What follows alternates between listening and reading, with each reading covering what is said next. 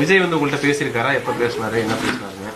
நேற்று ஈவினிங் தான் ஃபோன் பண்ணி பேசினாரு, ஆறுதல் சொல்லியிருக்காருங்க சார். என்ன வார்த்தைகள் பேசினாரு? எப்போவும் உங்களுக்கு நான் ஆறுதலாக இருப்பேன், எனக்கே அதான் நான் உங்களுக்கு வந்து ஆறுதல் சொல்கிறேன், கோர்ட்டில் கேஸ்லாம் முடிவிட்டு நான் வரேன் அப்படின்னு சொல்லியிருக்காருங்க சார். என்னைக்கு வரேங்கிறது அதை மட்டும் எல்லாரும் சொல்லுங்கள், கேஸ் முடிஞ்சோடனே நான் பர்மிஷன் கொடுத்ததுக்கப்புறம் வரேன் அப்படின்ட்டு இருக்காருங்க சார். வேற என்ன வார்த்தைகள் சொல்லியிருக்காரு? வேறு எதுவும் சொல்லுங்க சார். இது மட்டும் ஏதாவது கோரிக்கை வச்சுருக்கீங்களா? இந்த மாதிரி வந்து இறந்துட்டாருன்னு மட்டும் தாங்க சார் சொன்னேன், வேறு எதுவும் சொல்லலை. உங்களுக்கு அவர் மேலே தான் வருத்தம் இருக்கா? இல்லை, அவர் மேலே எதுவும் வருத்தம் இல்லைங்க சார். நீங்கள் என்ன நினைக்கிறீங்க இந்த கூட்டத்தை பற்றி? பாதுகாப்பு இல்லைங்க சார், அதிக ஃபோர்ஸ் கொடுத்து பாதுகாப்பு கொடுத்துருக்கணும். கூட்டம் அதிகமாக கூடுறாங்கன்னா அதுக்கு தகுந்த மாதிரி பாதுகாப்பு கொடுத்துருக்கணும், கொடுக்காம விட்டுட்டாங்க.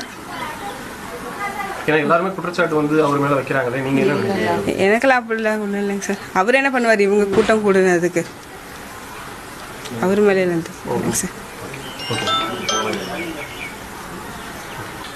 நீங்கள் கூட்டத்துக்கு போயிருந்தீங்களா? நான் போகலைங்க சார், அவர் மட்டும் தான் போய். என்ன ஒர்க் பண்ணுறாரு? அவர் வந்து டெய்லராக ஒர்க் பண்ணுறாரு, எக்ஸ்பர்ட் டெய்லர். அவர் விஜய் ரொம்ப பிடிக்குமா இருக்கு?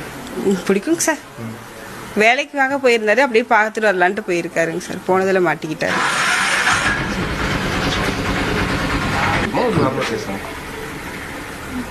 உங்கள் பேர் சொல்லி சொல்லுங்க. என் பேர் சுமதிங்க. என் பொண்ணு இது இறந்தது எங்கள் மருமக. அவ்வளோ. விஜய் பேசினாருங்களா? பேசினாருங்க என்கிட்ட. அம்மா பாப்பாவை பார்த்துக்குங்க, பையனை பார்த்துக்குங்க, நாங்கள் என்றைக்கு இருந்தாலும் நேரடியாக வந்து ஆறுதல் சொல்கிறோம், பார்க்குறோம், எது இருந்தாலும் எங்களுக்கு ஃபோன் பண்ணுங்க அப்படின்னு நம்பர் கொடுத்தாங்க, பேச சொன்னாங்க.